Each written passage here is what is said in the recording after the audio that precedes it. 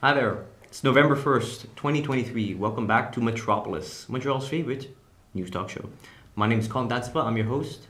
And today I am joined by Sarah Shamy, an organizer with the Palestinian Youth Movement here in Montreal. Yes. Thank you for coming on, Sarah. Thank you for having me. So, the last few weeks, we've seen massive demonstrations around the world in support of Palestine against this incredibly violent siege by Israel. I believe some cities have seen turnouts around like 500,000, if not more. The Montreal protests, I think, Palestinian protests on Saturday, I believe, got like something like 20,000. Mm-hmm. Just this week, there's a sit-in in the MP's offices. Could you tell me a little more about that? Yeah. So we essentially had allies and constituents occupy over 17 MP offices across Canada, and this was in 12 cities from coast to coast, where they demanded an immediate ceasefire, an end to the siege on Gaza, and an end to Canada's complicity with Israel. We've seen 1 million people that have been displaced in Gaza. Over 8,000 people have died. The situation every day worsens. We think we've reached the ceiling of violence, of possibility, and yet, Israel is able to make that ceiling higher and keeps, committing massacres. Just yesterday, there was a massacre that was committed in Jabalia refugee camp. They bombed it twice. There have been over 100 people dead, over 400 people injured. And of course, the injured people can't go to hospitals because Israel has proven that even hospitals are not safe places. And so really what we saw a few days ago was the Canadian people and allies of the Palestinian people and the Palestinian cause ready to escalate and demand from our MPs that are elected officials that are meant to represent the Canadian people to actually reflect the Canadian demands. Mm-hmm. Mm-hmm. It's incredible. How quickly was something like this organized? So we were not the ones who organized this. Mm-hmm. This was led by allies and constituents. Mm-hmm. Everything is happening really quickly. Mm-hmm. This has been escalating every single day. And so, people are just acting very urgently and are able to mobilize people. It doesn't take much to mobilize people. In Montreal, hours after El Ahli Hospital was bombed, and there were hundreds dead, in a mere hours, Montreal saw 10 or 15,000 people show up and take to the street. So it just goes to show that this moment is moving people. Mm-hmm. This moment is angering people. And I think that's a threat to our elected officials because, it just shows that the Canadian people, we don't want to stand for this. We don't want this. We don't want to be complicit in this genocide, which we are currently. In what ways would you say Canada is complicit? So Canada sends over $30 million in military aid to Israel a year. Mm-hmm. These are our tax dollars. Canada builds weapons. They manufacture weapons, and they send these weapons to Israel. These are the weapons that are killing people in Gaza and in the West Bank, right? And so we're seeing right now collective punishment, not just in Gaza. Hundreds of people in the West Bank have been detained, arrested, and tortured. And this is a form of collective punishment to stop the people in Palestine from fighting for freedom, essentially. There are 2 prisoners who last week were tortured to death in the Zionist prisons. And so Canada is completely complicit in this. Canada offers diplomatic support, diplomatic cover, and they offer military aid as well. And so we need to put a stop to this. Of course. I'm curious. So with this, the sit-in in these MPs' offices, what has the response been from these representatives? Do you consider it a successful sit-in? Do you think were you able to leverage? Yeah. So actually, most of the MPs called the police almost immediately. Okay. Some people in Ontario were even arrested. They were detained. They've since been, free to go, but they face charges, of course. And so the response that I see is that, that most of our elected officials are going to stand their ground. They might, we've seen a change in tone actually. So this morning, Justin Trudeau, condemned the attack that happened in the refugee camp, but condemned the crimes that happened. But, that's not enough. We don't want platitudes. We don't want a statement. We want a ceasefire. Okay, of course. I have another slide for us here on Canada's role at the UN, right? So to continue, we have Bob Ray, Canada's representative of the United Nations. Let's play the clip. Our draft resolution pursues a simple yet vital goal. It calls for an immediate, enduring, and unwavering humanitarian truce, ultimately leading to a cessation of hostilities. Unfortunately, Canada cannot support the text.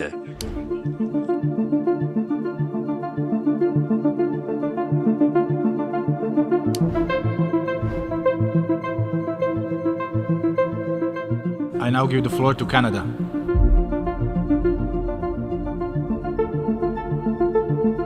Canada will vote against.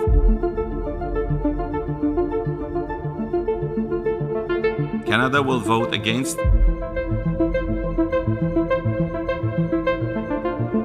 Canada will vote against.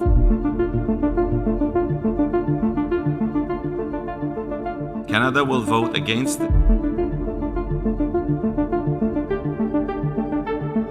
Canada will vote against.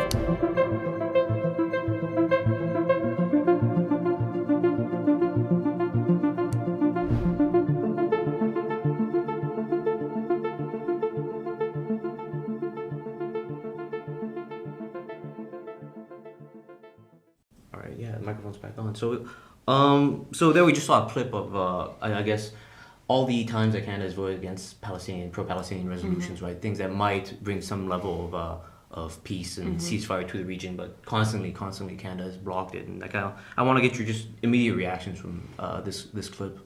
I mean, this is exactly what we mean when we say that Canada is complicit in this genocide. Time and time again, Canada offers diplomatic cover for Israel. When we watched videos that are currently circulating, awful videos of people losing their entire families, children that had their parents and siblings and were in a second orphaned, right? It's crazy to think that this could happen, and how could it happen with complete impunity? But Israel is committing these crimes of genocide because Canada, the US, Britain, and all of these Western states allow them to get away with these crimes.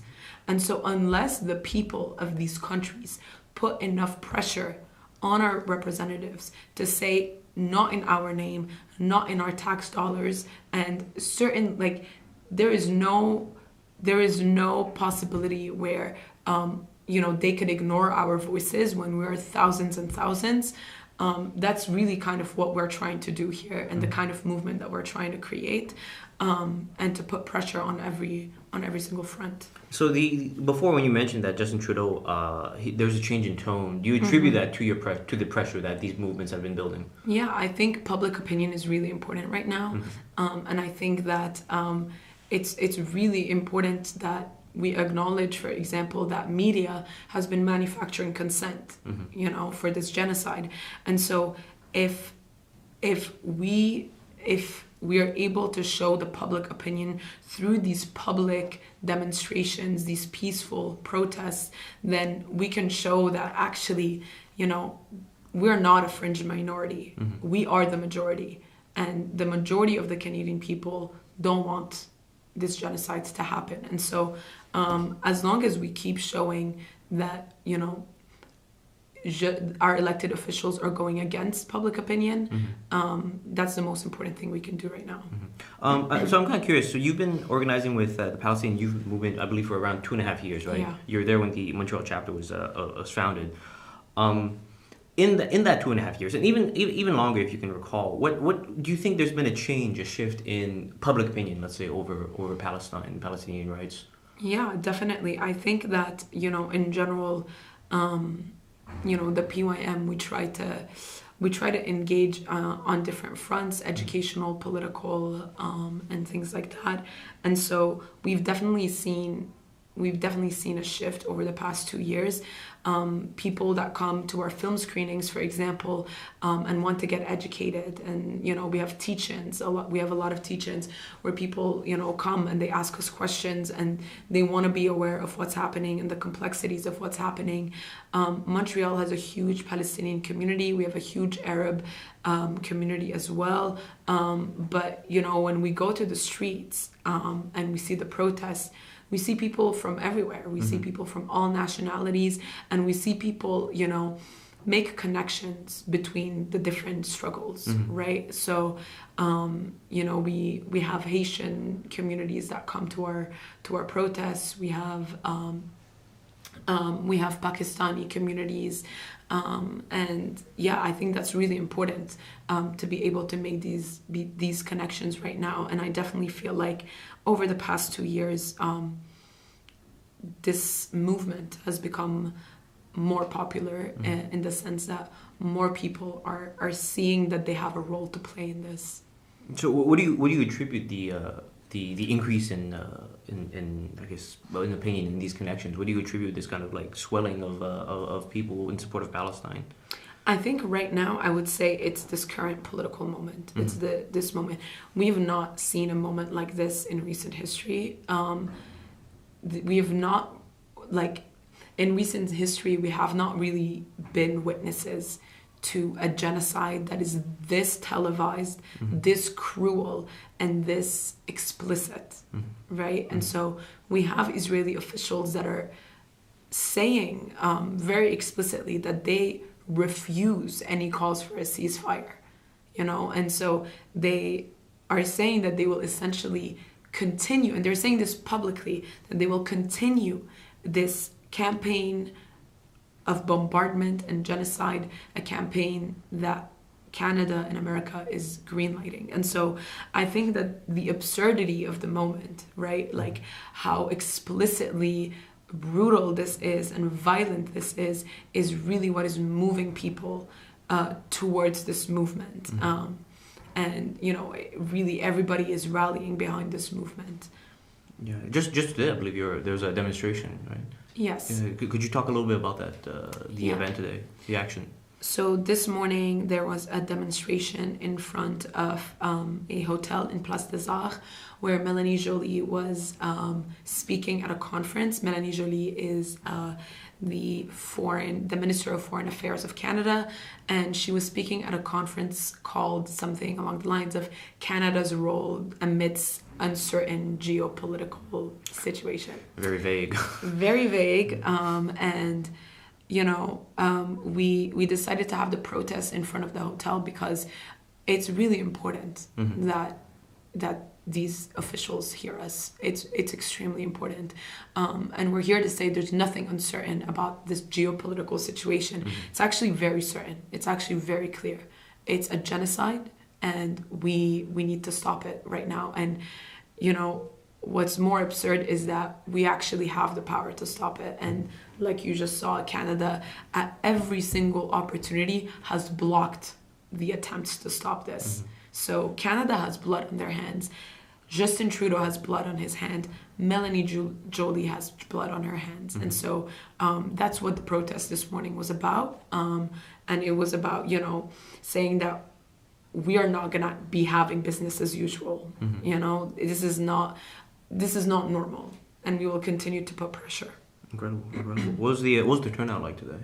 It was pretty good. We had about 2,000 to 3,000 people show up, and it was an emergency protest, and it was in the morning during a work day in the cold, and people stayed for from 11:30 to essentially 2:30. Well, that's incredible. It's I think given that it was an emergency, how quickly it was put together, the fact that so many people turned up, I think really is an example of this kind of swelling of solidarity that you're talking about.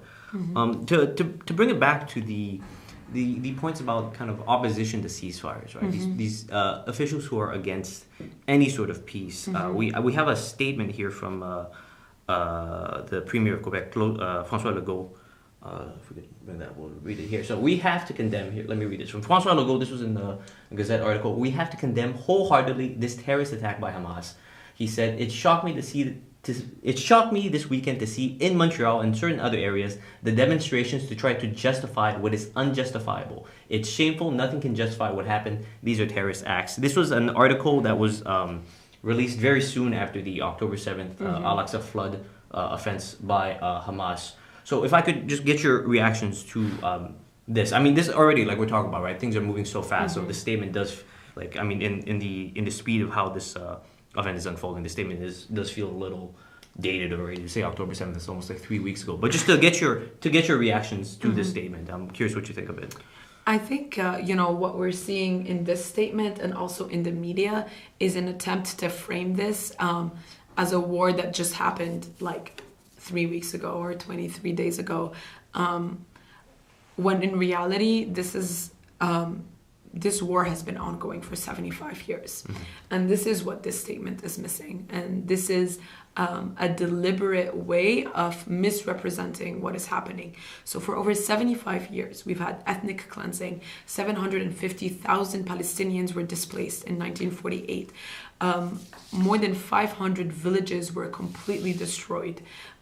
People were made into refugees, right? We've had dozens of refugee camps erected in Lebanon, in Jordan, in Syria, in Gaza, in Palestine, in the West Bank, where people live in horrible conditions. In Gaza, they have been under blockade for 17 years, where Israel controls what goes in and out. Gaza has been under a land, water, and air siege for 17 years. Israel has gone on record saying that they actually count calories so that they can make sure that people in Gaza are undernourished, right? Terrible. This is an explicit attempt and project of elimination. They're trying to eliminate the Palestinian people. And so it's really important that we reframe this war as not something that just erupted, 23 days ago, unprovoked and randomly. This is an ongoing ethnic cleansing project. It's a project of genocide, really, and it's been ongoing for 75 years. Thank you. If we could go right to the next slide, please. We have another comment here from a elected official in Montreal. The mayor of Montreal, Marie Plante, she was on CJAD speaking to Aaron Rand. So let's... Back. All right. I want to shift gears, Mayor, and talk a little bit about what we have. And actually, there's a demonstration going on in our streets yet again today. Some people have wondered, are we doing enough to control these? I know we had a bit of an issue the other night down around Atwater and St. Catherine. You reached out to the Jewish community about a week ago. I know you were down at Chesky's, which is a great place to be on a Friday. What exactly, I mean, at what point do you decide, you know what, we will allow this much, but not that much when it comes to these protests? Well, I mean, I think for me, I always come back to, we're in a free country, democracy is important, and we have freedom of speech is also important. So having demonstration is legal, and ultimately I think it's important. That being said, if there's any kind of hatred message or like if there's a protest where people are moving forward, like how, violence or wanted or asking for actions of violence and hatred, this is where we draw the line. And we work really closely with the SPDM. And the thing is, we know that in any demonstration, any, manifestation, there's always people that are there. And I hear it. A lot of people are worried about their family on one side or the other. They're scared. They feel helpless. So to be together can be a good thing, but we need to resist. That's my message. If we're walking right now, we should be walking for peace. That's so crucial. And for sure, resist. Maybe a call for any kind of violence or to put more oil on this very complex conflict happening right now. I think, both the Jewish and Palestinian Montrealers are worried and hurting, really, truly hurting at this time. Yeah. What would you like to say? So many of our listeners, we have a huge Jewish audience here. What would you like to say to our listeners in terms of comfort? Yeah, well, I mean, for sure, I want to say that the mayor of Montreal, but on behalf of all Montrealers, whatever community is, I mean, we're thinking of the families and people that are are stuck in a very difficult situation. It could be the civil that are hostage in Palestine or in Gaza, and the other way around, right? All the civils that are being held in Gaza without, whatever it's electricity or water. This is very difficult. And as a city, and this is important for me to say it, I call on other authorities, our countries that have the ability and the tools. I sometimes feel helpless myself as a city, but for sure, my thought will always be with civilians over there and the families of all communities here in Montreal. It's a safe space. It's a safe place. It's a place where we should be asking for peace and for the people that are stuck in a situation that is absolutely awful. Okay. I know you have to go. I want to ask one last thing with respect to the fire in Old Montreal. I know that was Valley Plant on Montreal Now with Aaron Rand and Natasha Hall, I believe, on CJAD. Are you protesting for peace? Of course, we're protesting for the freedom of Palestinian people. We are protesting because the people of Gaza are being suffocated, and every hour that passes by, people are dying. I believe since the beginning of this bombing campaign, there's only been 2 hours where bombs were not dropped on the people of Gaza. And I just want to give a little like a perspective, right? Of course. So we're talking about a place that is the size of Verdun or Laval. It's the most densely populated place in the world. There's 2.2 million people. They have nowhere to go. They have blocked every single way out. Mm-hmm. They are deliberately blocking the Rafah crossing from Egypt. Okay, they're deliberately blocking any humanitarian aid, any medical, any medicine from getting in, medical materials from getting in, any water, any food. They have cut off electricity twice. This morning, they have targeted telecommunication lines so that Gaza is essentially cut off from the external world. So my question is, if they bombed the hospital in front of the entire world, when all eyes were on them, what are they going to do when it's cut off from the world? Of course. What are they going to do when they are killing journalists? There's journalists whose entire families were killed. There are doctors that are operating on the streets with no anesthesia, right? There's doctors that are operating and they look to their left and it's their kid, it's their sons or daughters, right? And so I think, what we just listened to, honestly, it's really, really disappointing, and it also goes to show how our officials and the media are spreading slanderous and and they're spreading slanderous statements about making it seem like people who are protesting for Gaza and for the Palestinian people are supporters of terrorism. Mm-hmm. This kind of equivalency is dangerous. In Chicago, a 7-year-old boy was stabbed to death, okay, because he's Muslim, right? We are seeing an increase in hate crimes. In Montreal alone, 2 weeks ago, a young Arab Muslim woman named Iman Najjar was attacked in broad daylight by a pro-Israel supporter named Lauren Wise, and she was told, "I hope you get raped and dragged through the streets in front of your children." She hit her car twice and committed a hit and run. And no statements, no acknowledgement from Valérie Laplante, from Justin Trudeau, from Mélanie Joly was made. What does that say? Since when does Canada not condemn hate crimes that happen on Canadian soil? Since when? There's been no mention of this, right? And so it's meanwhile, organizations like B'nai B'rith, right, which is a rabid right-wing anti-Muslim, anti-Arab group, they're emboldened. Okay, they're emboldened to carry out campaigns, release statements that target Palestinian people and Palestinian grassroots organizations, and that essentially incite hate towards Muslims and Arabs. And so I would like to see a statement on that from our elected representatives. So you're incredibly disappointed by the I guess unevenness of statements, right, about things that are happening not just in Israel and Gaza, but also over here. And you find there's a lack of condemnation towards the hate crimes happening here. Is that it? Absolutely.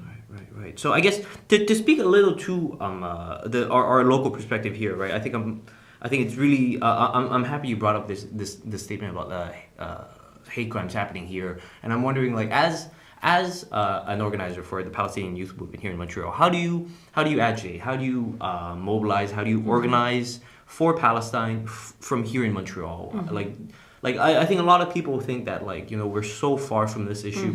It's so like it's thousands of kilometers away. What a lot of people I've spoken to feel a little helpless, right? Because it's like you're saying, like, every day it's these new horrors, these terrible stories that come out. And I guess what do you have to say to these people who feel a little helpless? Where do you think is how do you organize locally in support of Palestine? Yeah, so a couple of things. The first is that I know we feel really distant from it, like you said, because there's actual physical distance, but we're actually much closer to it than we think. Zionism is everywhere, and Israel cannot operate without being propped up by Canada, by the US, by Britain, by these Western states. And so, we are actually in the belly of the beast. Canada, like I said, builds weapons, sends money, sends diplomatic cover. We see the diplomatic cover in the UN when they time and time again refuse to pass motions that would help alleviate the suffering of the Palestinian people. And so we actually have a huge responsibility right now, people in Montreal, people in Canada, because it's our tax money and these are our elected officials, which means we have the right to make demands. Okay, we have the right to do this. And so for people who are feeling helpless, I would say now is not the time to feel helpless. Now is the time to be angry. It's the time to agitate. It's the time to pressure. And so you can do this by calling your MPs, emailing your MPs. You can do this by joining the protests. You can do this by organizing your communities. We need people to come out to the streets, because that is what allows us to tell our elected officials, you're lying, okay? People are not consenting to this.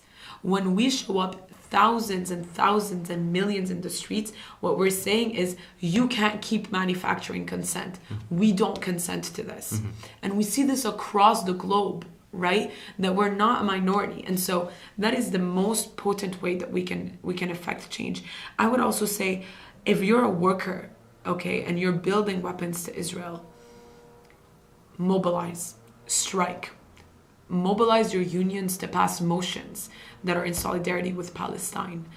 If you are a student, reach out to student groups on your campus. They are doing important work right now. McGill and Concordia University are complicit. They actually invest in weapons companies, okay? And student groups right now, they are doing incredible work to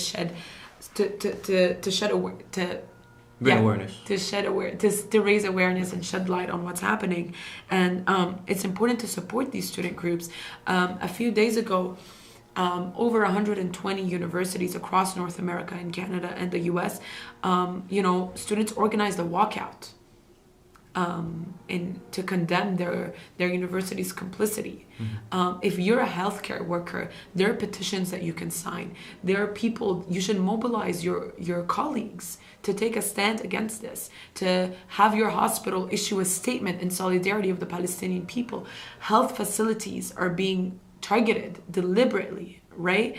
And this is the right to health, to access like healthcare facilities is a fundamental right. It's an international right, and people are being denied this right. And so every single sector of society right now has a role to play, from engineers to workers to students and to healthcare workers. And we need to mobilize, and now is not the time to feel helpless. What do you have? Some people, thank you for that. Some people I've spoken to are there's this concern about speaking out in support of Palestine but being fired. We had this global news reporter just this week, I believe she was from Toronto, who was let go because of her pro-Palestinian posts on social media. So I guess what do you think of that kind of situation where people are worried about losing their jobs for that kind of support?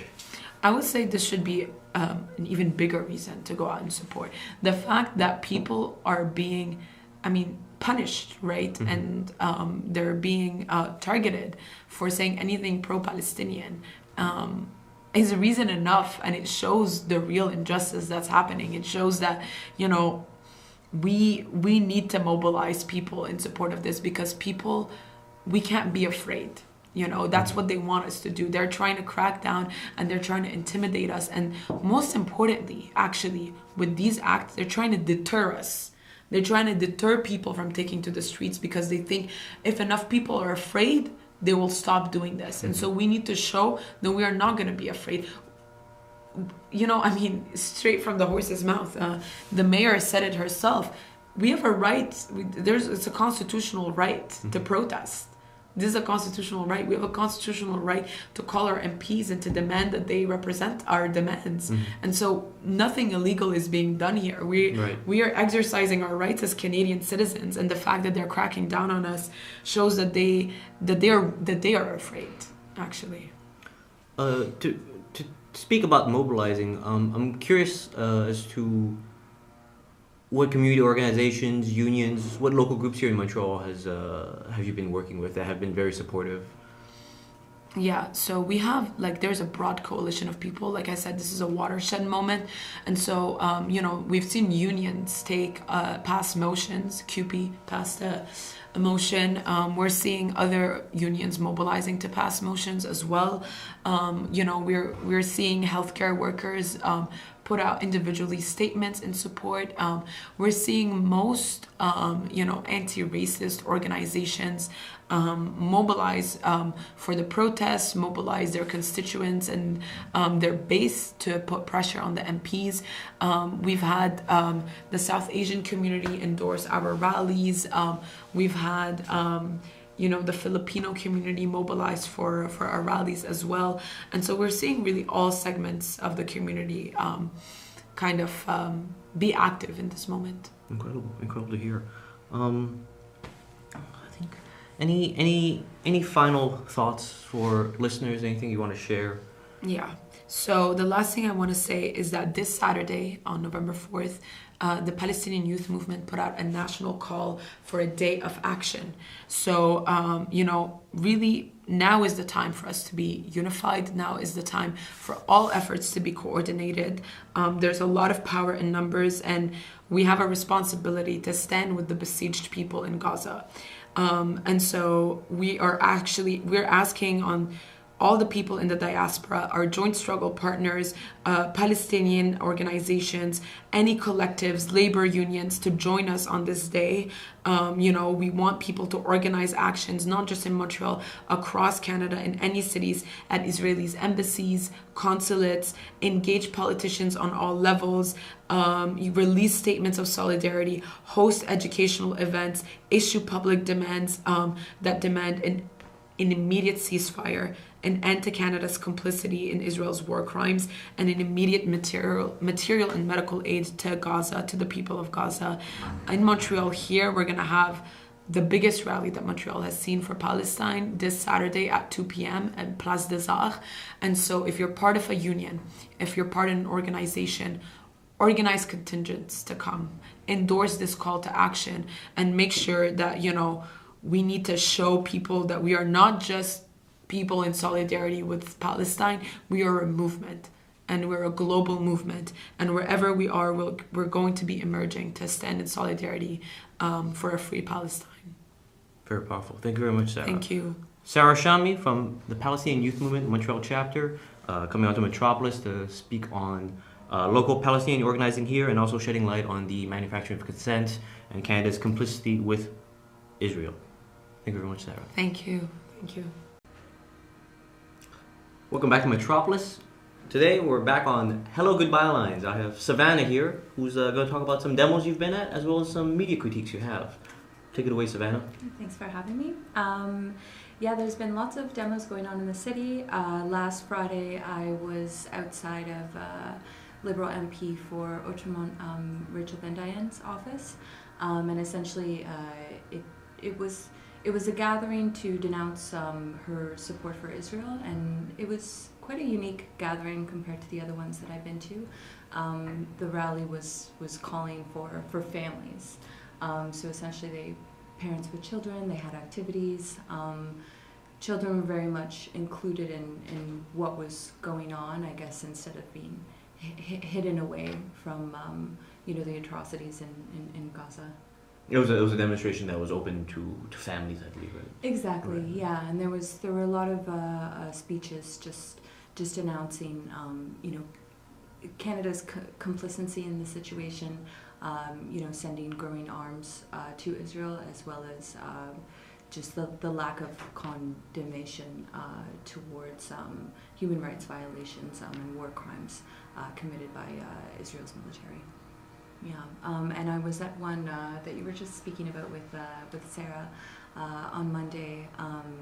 Essentially, there were three protests at the same time at three different MPs' offices, and I was at Foreign Affairs Minister for Canada, Melanie Joly's office, this is what's been going on. I've for the past few weeks been attending these protests. They don't seem like they're slowing down, and people are still coming in large numbers. So it's interesting to see the movement continue strong. Of course. I'm curious about that family's protest. What was the turnout like? How many people do you think were there? The mood of it? Yeah, it was pretty small. I would say maybe around 20 people. Mm-hmm. There were a few speakers. There were kids drawing. There were some other activities for them. One kid was handing out candy to everyone. It was very sweet. Why not? But I don't think the speakers shied away from explaining what was going on. Mm-hmm. It seemed that they were very open and having children not really vocalize what they think, but part of the conversation, part of hearing. And I think that's an important part of activism and just progress in our world, to include children in our conversations, because they are very smart. Mm-hmm. They see the news. I saw the news growing up. I think that kind of hiding kids away from what's going on doesn't really help. I think that it's important to understand, the issues of the world mm-hmm. from a young age. No, not to pretend like these atrocities aren't happening, but to trust that these kids can come to some level of understanding about them. Yeah, interesting. I'm glad to hear that these speakers didn't shy away from certain topics, because just like you, I think when I was growing up, my mom never kind of tried to shelter me from the news. It was always kind of like, no, watch, this is what's happening. It's good that you need to at least be aware of what's going on, right? Mm-hmm. Even if it sometimes is confusing. How's the sit-in that you attended on Monday, which you said you attended the one for Melanie Joly? Melanie Joly, exactly. Mm-hmm. It was good. There was a lot of energy. How many people were there? Maybe around 30 people. Mm-hmm. Well, for an office, that's a lot. Yeah, it wasn't a lot.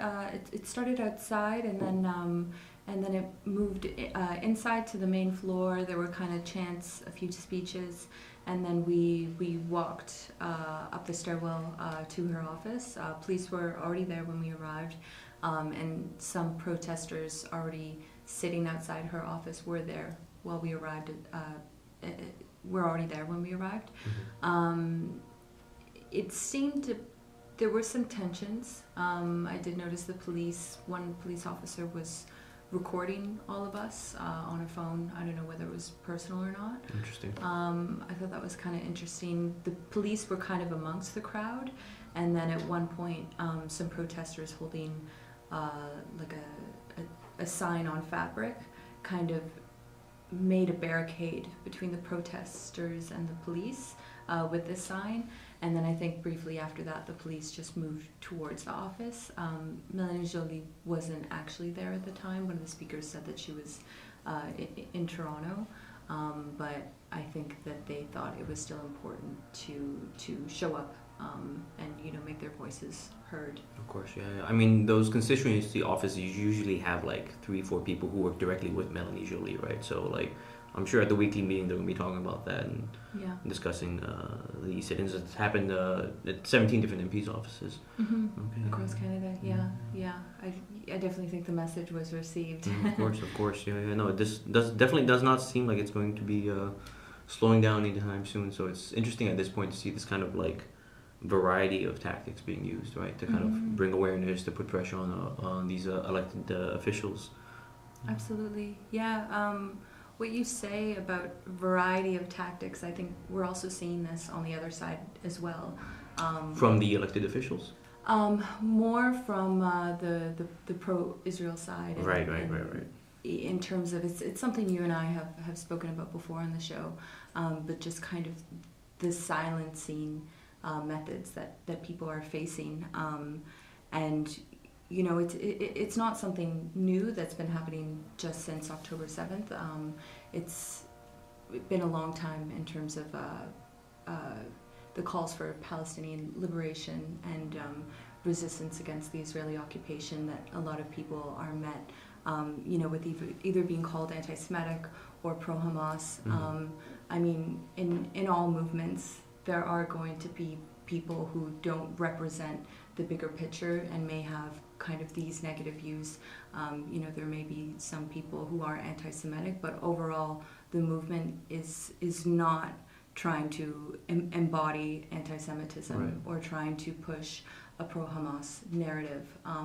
But this is really what we're being fed in mainstream media. That kind of simplification.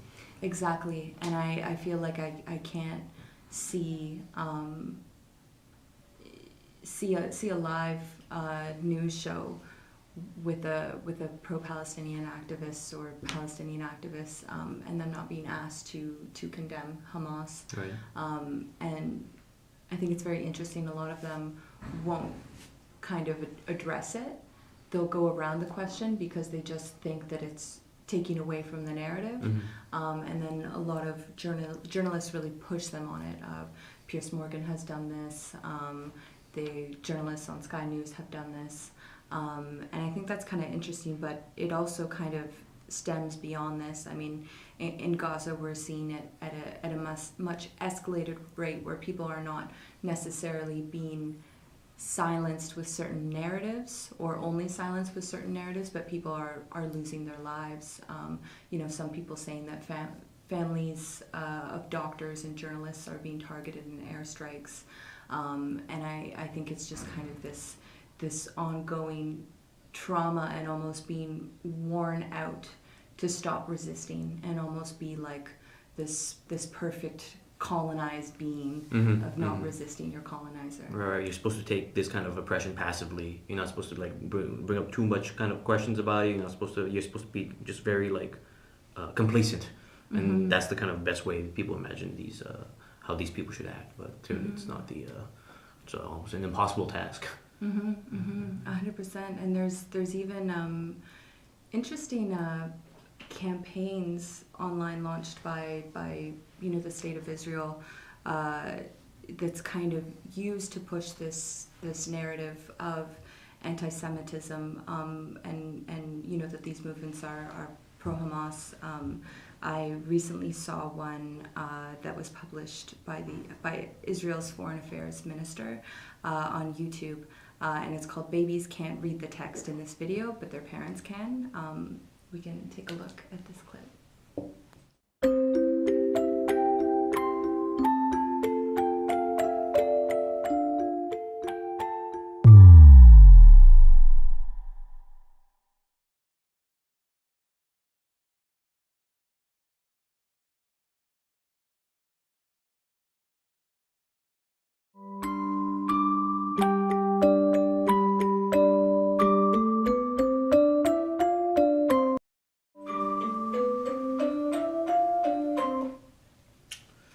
That was incredibly disturbing. There's something truly kind of like tonally perverse about this, and I find this kind of like there's this kind of it's such an appeal to like fear and like emotions, right? Which is not to say that that's not valid, but there's just something incredibly unsettling about this video that you just showed me from the. You said it was released by the Israeli Foreign Affairs Minister. Exactly. Yeah, and I think something I wanted to point out too is it's a very them versus us narrative.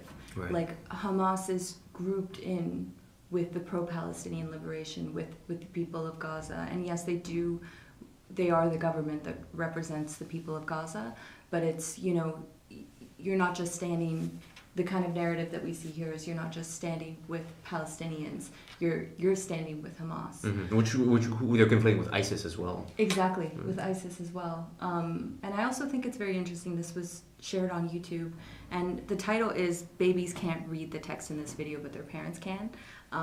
In the video itself, they say your children can't read, but a lot of children can read. Right. Some children might be on YouTube watching this, and I think that these kind of visuals do entice children. So it's kind of pushing the message to people from a young age. Mm-hmm. What message would that be specifically? The message, equating Palestinian liberation and the Palestinian movement to being pro-Hamas, to being affiliated with ISIS, in this kind of them versus us narrative, and the whole pushing of beheaded babies. There's recent reports that have come out that, some of these atrocities have been committed by Israeli... the IDF? The IDF, exactly, Israeli Defense Forces. And I think that within this issue, a lot of information is moving so fast. And I think that many people are just willing to share the first take they see come out. And I think it's important to just try and be critical of the media that you're consuming, especially when it is state media, not Israeli media, the Israeli government itself. Right. And I think it's kind of chilling seeing some of the things that Israel has been posting on their social media. They even have an Instagram account. We could take a little look at that right now. Oh my goodness.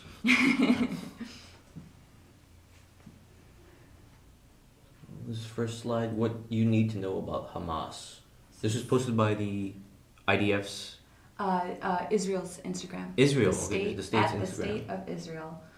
So this is kind of like an infographic explainer series. Let me read this because we have audio listeners as well. So right now I'm looking at a slide taken from Israel's Instagram page. The second slide says Hamas is a terrorist organization that was founded in 1987. We have a picture of what appears to be maybe 50 Hamas soldiers. It's underneath it, a text says Hamas's goals: 1, erase Israel from the map; 2, create an Islamic state. Yeah, another slide, it's a photo of, I think, a burned out bus. People cleaning it, taking pictures of it. Hamas has killed thousands of Israelis in suicide bombings, stabbings, and shootings. So this is another slide from the Israeli Instagram page. Since 2007, Hamas has controlled the Gaza Strip. Hamas oppresses the Palestinian people and persecutes minorities in opposition. Hamas uses Palestinian civilian resources and international aid to build terrorist infrastructure and manufacture weapons. We have a photo of some construction. It looks like pipes and a crane. I want to pause on this one for a sec because I think it's interesting. Within their Instagram, some of these slides aren't showing the full context. Yes, Hamas has controlled the Gaza Strip since 2007, but it also hasn't, the slide doesn't state, that the Gaza Strip has been besieged for 17 years in control of Israel and at the border by Egypt as well.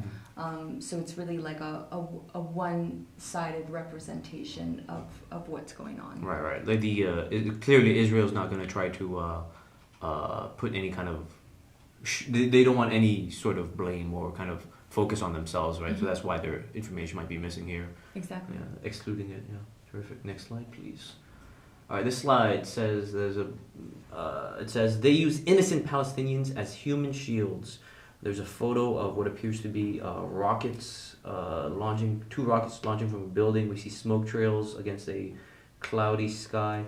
firing rockets and placing weapons, warehouses in residential neighborhoods, schools, and hospitals. Excuse me. And we have another photo of children with what looks like fake AK-47s. They have blue bandanas, face paint on. They're all dressed in black. All of these are boys, I believe. Hamas indoctrinates Palestinian children to terrorism. All these slides are part of the same post? Yeah. Okay. Yeah. Okay. It's one series. We have another one here. It says, Hamas openly says they want to exterminate Israel and the Jews. And then beneath it is a screenshot from a video. It says, Hamad al-Regeb, the official sheikh for Hamas, is speaking. The subtitles say, "Oh Allah, enable us to get to the necks of the Jews." This is a screenshot the IDF selected for this slide. Hamas is a threat to Israelis, Palestinians, and the entire world. Above it, we have a photo of what appears to be a sort of street march from some Hamas soldiers. They have the green flag and their green bandanas. Below it, it looks like I believe it is a photo that is supposed to be blood splatter on the sidewalk, right next to a frozen DVD. So I guess they're trying to convey that it's a child's blood, or there's been kind of that there is a certain kind of violence happening right next to children that they want to attribute to Hamas. This one post that I came across from Israel's Instagram, we didn't show it here, but it was right after the bombing of the Al-Ahi hospital, and it was essentially a statement that Israel had bombed this hospital, and then stamped in red across it, it said misinformation. This was posted by Israel's Instagram, the State of Israel, either misinformation or fake news, and I saw that being shared, and I think that's kind of a comment or evidence I want to link back to, the importance of waiting for the facts to come out before sharing statements by what the government is stating, and there's been a lot of kind of back and forth about who was responsible for the bombing of this hospital. Israel has said that the airstrike on Al-Ahi was a misfire by Hamas. Hamas said that it was an Israeli airstrike. Canada concluded it was not an airstrike by Israel. So we have everyone who's involved in this situation making comments, and people kind of making conclusions based off of this. Of course, because there's political ramifications to these conclusions. Exactly, and Canada as well, is involved in the situation too. Recently, the New York Times did an investigation in the situation, and they weren't able to conclude who was responsible for the bombing, but both America and Israel, the evidence they had used to try and prove that Hamas was responsible for this bombing was this live streaming that same night from Al Jazeera, where it showed a rocket exploding in the sky, and then the explosion at the Al-Ahi mosque. At the Al-Ahi hospital. And they essentially linked that both of these bombs were the same, whereas the New York Times investigation concluded that the malfunctioned missile in the sky was not the same, and this missile was actually 2 kilometers away from the hospital. So there's a lot going on, but it's kind of posts like these that get shared so fast that it's kind of like we should be criticizing who these statements are coming from and labeling things as fake news or misinformation. We should be critical of state statements like this, right? Yeah, right? Because yeah. clearly there's like I was saying, right, political ramifications. Where it's like if it was Israel, then now it's like this is like another kind of, I don't know, like blemish on the record. But I feel like at this point it's like there's so many cases like this. Right? I think it's interesting you talk about the Al-Ahi mosque. No, I said mosque. Excuse me. Now I got hospital. You yeah. No, of course.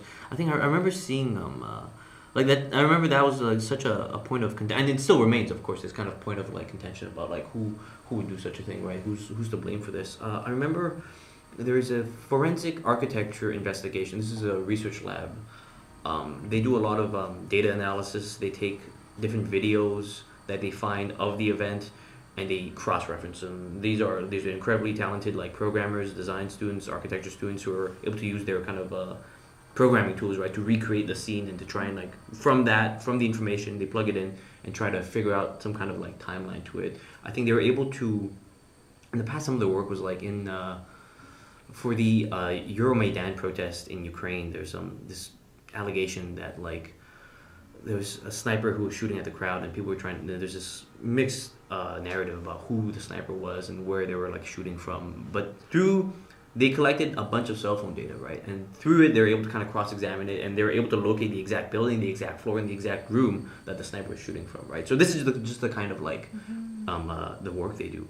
And it's only just begun their investigation of the Al-Ahi hospital bombing. But from what I've read, they seem to suggest that most likely given the blast pattern, given the kind of rubble, the direction does seem to be from Israel. But of course, it's not conclusive. But it does kind of challenge this kind of narrative that Israel's putting forward, and especially with I think Israel released an audio recording that they say was captured from Hamas of the moment that the bomb impact happened or the misfire happened, and forensic architecture was able to look at the actual like audio data of the thing that the IDF or the Israeli state released, and they were able to tell that it was pre-recorded. It was something that was recorded in studio because of how clean one of the channels was compared to the other one. Wow. So it's clearly this thing that's been kind of like, I mean, it's like that's the thing now, right? Where you see like states are like media savvy. States know like how much leverage there is to gain, or how much more time even they can buy for themselves and their crimes by kind of fabricating these kinds of narratives, right? It's like, I don't know, you see that not just in Israel, but you see that all across the West, where people are very kind of like, the states especially are very kind of media savvy. And they know the kind of like emotional beats they have to hit, right? Just like with that video, right? That's targeted towards like, it's not targeted towards kids, but clearly it's like, when you make those kinds of design choices, those aesthetic choices, they're targeted towards kids, right? And they're supposed to elicit that kind of emotion, you know? I feel as well like we're such a consuming society. Of course. And it exactly.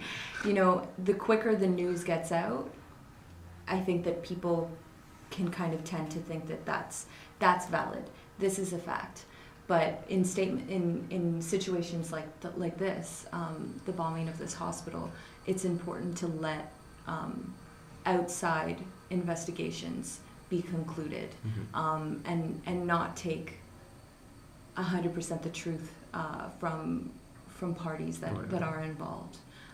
You know, I think a lot of media literacy does need to be applied to these situations in terms of, I think that we're seeing such a rise in citizen journalism, even across the world, but even in Gaza, there are a lot of reporters, but people who are just documenting their lives, what it's like to live through this bombing campaign, and even prior to October 7th, what it's like to live in Gaza.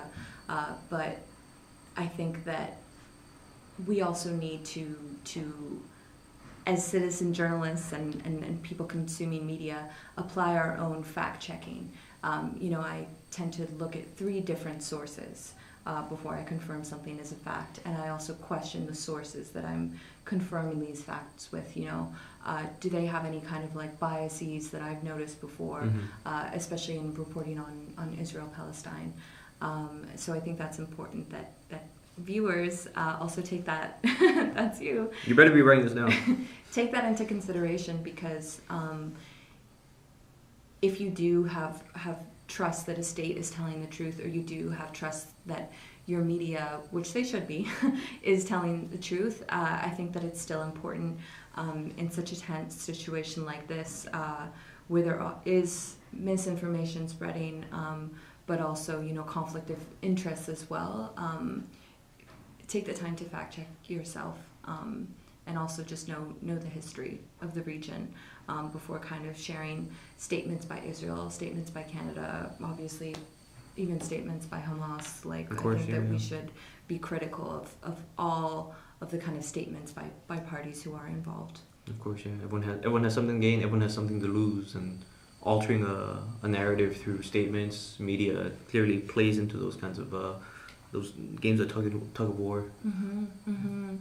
I also wanted to talk a little bit about, just it's something we've spoken about before, but silencing methods of people who are sharing the truth, sharing their stories. 34 journalists have been killed in the region since October 7th, according to Reporters Without Borders. Right. I guess that proves like almost the utility of all these kinds of people who aren't necessarily like reporters, right? But they're like citizen journalists, and it shows the importance of like just anyone kind of reporting on what they're seeing. Also, if I can be pedantic, I'll add that like doesn't even have to be a citizen, right? It can be anyone who has a phone, right? Exactly. Yeah. We're all able to do journalism now. There you go. For better or for worse. For better. Reporters Without Borders, they've also called on the International Criminal Court prosecutors to investigate the death of these 34 journalists. They filed a complaint that 8 Palestinian journalists were killed in Israel's bombardment of civilian areas in the Gaza Strip, and an Israeli journalist was killed during the Hamas surprise attack in southern Israel on October 7th.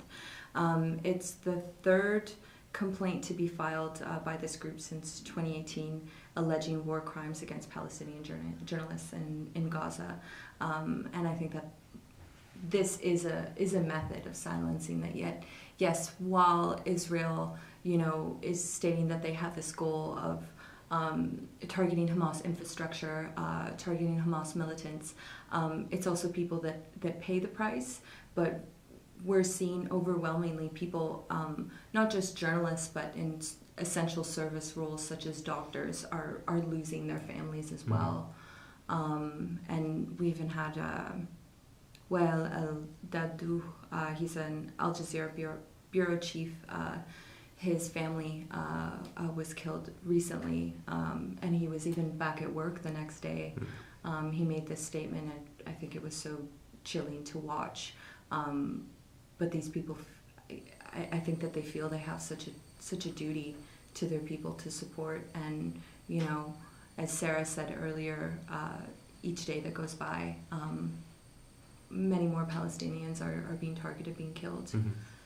Yeah. It's I've seen the clip of that. It's incredibly. I think it's such a show of strength from him, but it's wow, what a thing to live through, and then just kind of go back to work. It's almost impossible to imagine for me, right? It's like we live in such comfort here where we don't have to deal with those kinds of choices, right? Absolutely.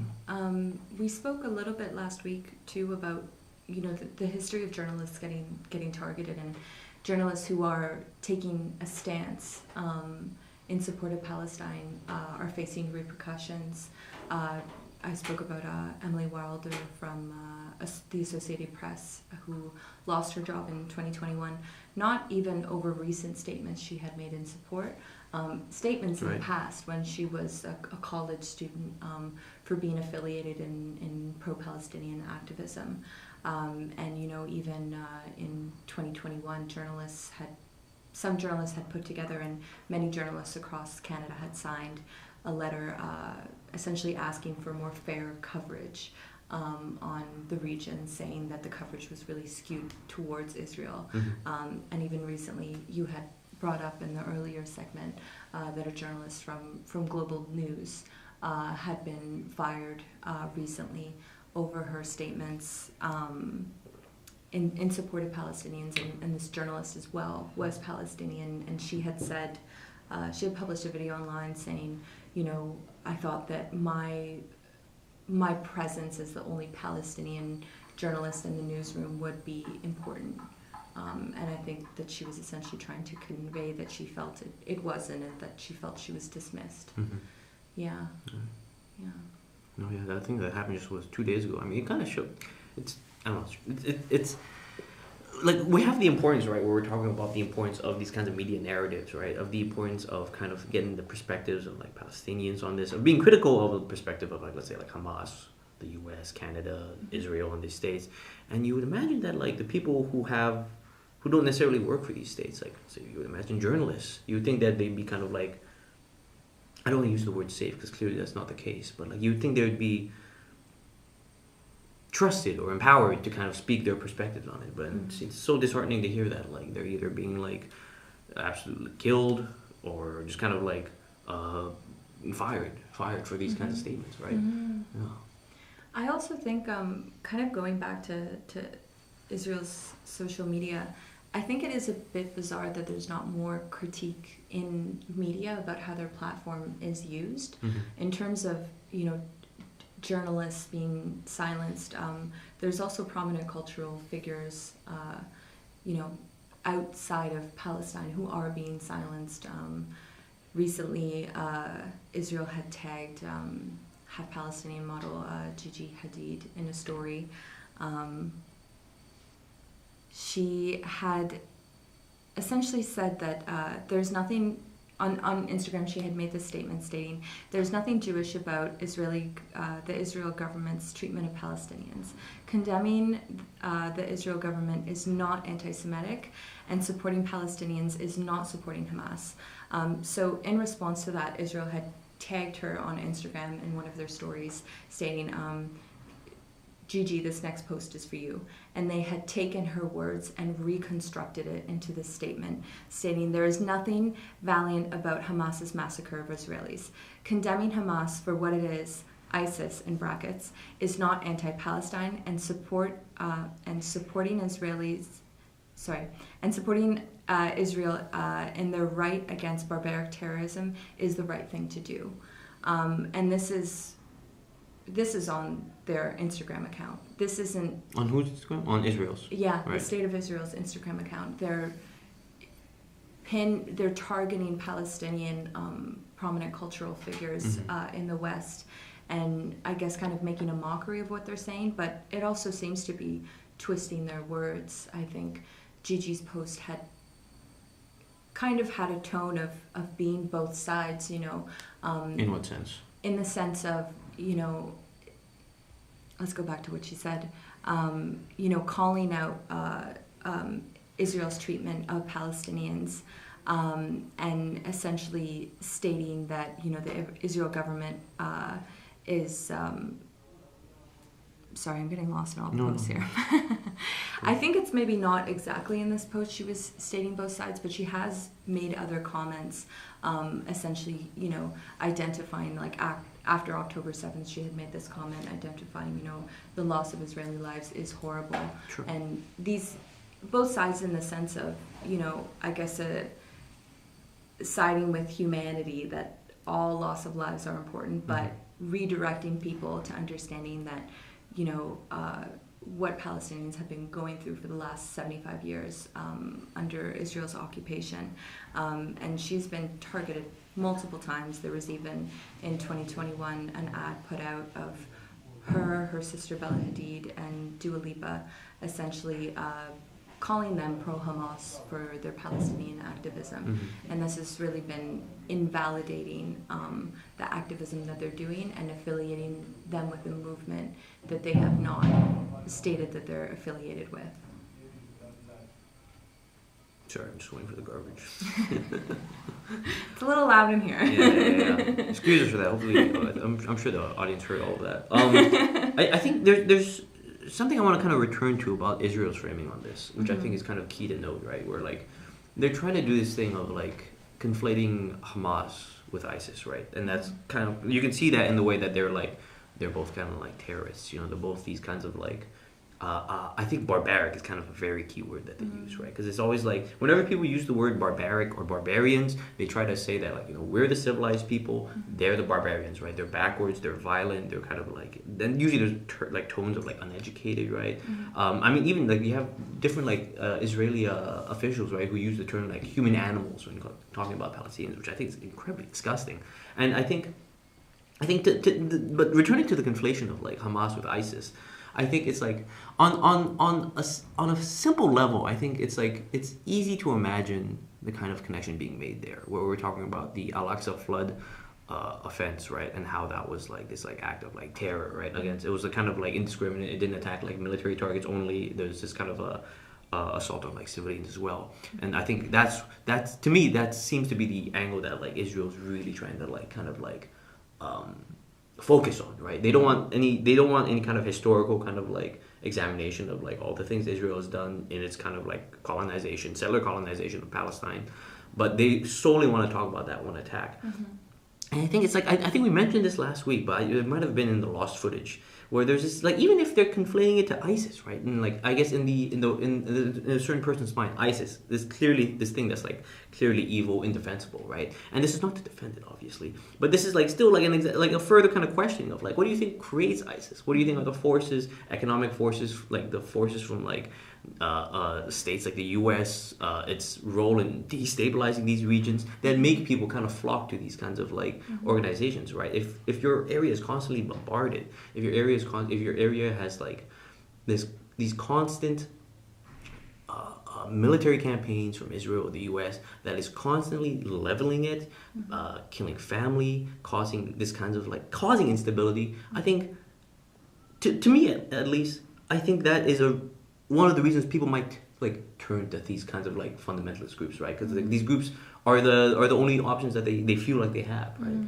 And I think there's something very, there's something incredibly bad faith about a lot of those slides that we saw, but I think that kind of like conflation with Hamas, ISIS is one example of that, right? Where they want to simplify it, they want to be like, no, these are the terrorists, these are the barbarians. Meanwhile, us, we like uphold like civility and things like that.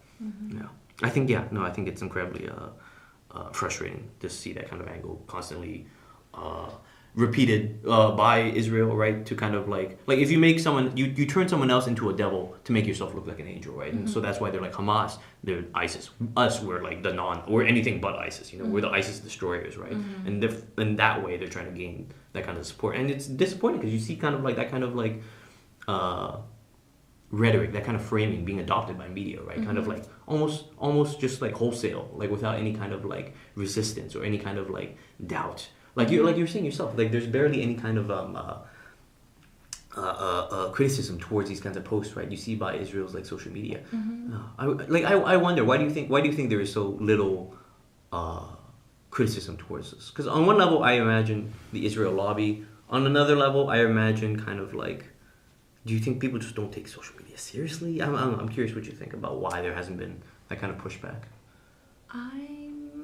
I'm not too sure, honestly. I think specifically at this moment, like the news is so hard to keep up with. Of course. There's so much going on. Even just yesterday, Yemen is suspected to have sent missiles to Israel. So it's like each day it's almost like I can't even keep up, and I'm reporting on what's going on. I think.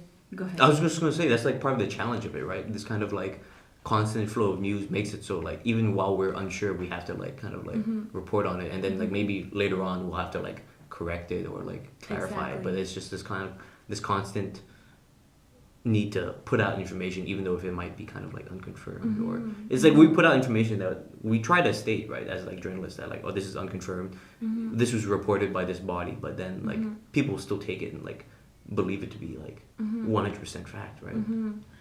I do think that like part of this is many people not looking too deep into the issue. After what happened on October 7th, a lot of media outlets were acting like, this war just started. There wasn't a lot of context being provided. That there's been 75 years of an Israeli occupation on Palestinian land. And I think that does kind of link to there not being much critique over what Israel has been posting on their social media, and not just that, what Palestinian activists, pro-Palestine activists, have been facing in terms of being silenced. I think that we're just kind of, a lot of the media is really looking at the surface, can you condemn Hamas? Like, what is the new breaking thing that's happening? We're not really, a lot of media outlets aren't diving too much into the history.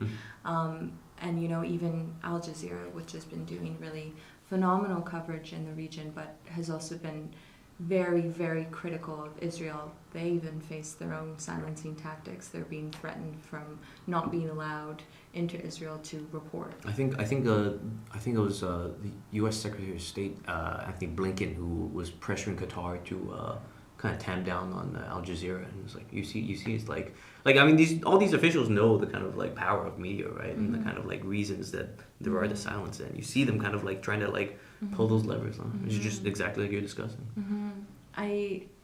Yeah, and to kind of get back to your earlier question, I don't really have an answer for you, but I feel like if media, large media outlets are to go into that, there's going to be, it's a huge conversation. Of course, it links to everything. It links to journalists being silenced. It's massive. Yeah, I mean, it's massive enough that like we're talking about these like. It's like those, you see these effects here, right? You see the effects in Canada, right? With this kind of global news journalists being like silenced. But then you also see, I believe, with like the activists you talk to, right? Around here who are like being targeted, doxxed by these kinds of lobby groups trying to silence them here in Montreal, right? So it's not like this is, again, like as much as we can try and like hammer that point home, this is not like things that we exist outside of. These are things that are affecting neighbors, people you're on the metro with, people who you go to work with, right? People you see in the streets who have every right to kind of like express dissatisfaction, to express their kind of dissatisfaction, their emotions over these kinds of things, and the injustice they feel, and here they are being silenced right here, and it's because of media here, right? Because of media here, because of these angles that that media here is kind of inherited uncritically. Absolutely. I mean, like Valerie Plante said, people have a right to be in the streets. I think that should be upheld everywhere, without kind of, language tainting the story and tainting the message that they're trying to put forth. Absolutely. Thank you very much, Savanna. Thank you for having me. Of course. That was Hello Good Bylines, our segment where we cover, where we're at chicken with our CUTV's journalists and see what they've been covering. I want to thank everyone for watching Metropolis. Hello Good Bylines. It's thanks to viewers like yourself that this show is running. I hope today was informative. It was incredibly engaging discussion with you, Savanna. Also with Sarah Shamy, who we had on before from the Palestinian Youth Movement. Where can people follow you? They can follow me on Instagram at Savanna Craig. Savanna no H. Savanna no H. Savanna Craig. just to make it clear. Of course, it's so true. Because on my phone it's written with an H. I told you why. It's because Siri doesn't recognize it without the H. Okay. Well, when you search me for my work, No H. No H. All right. Thank you very much, everyone. See you next time.